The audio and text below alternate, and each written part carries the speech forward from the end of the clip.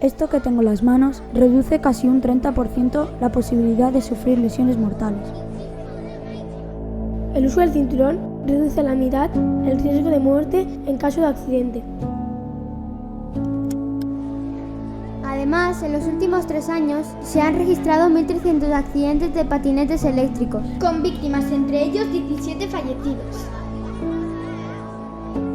Sin embargo, la distracción y el uso indebido de esto son los responsables de cerca del 30% de los accidentes de tráfico graves. Mandar un simple WhatsApp, como conductor o peatón, aumenta las posibilidades de accidente por 23.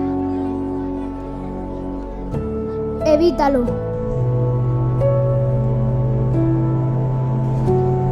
Tus mensajes y tus llamadas pueden esperar, tu vida no.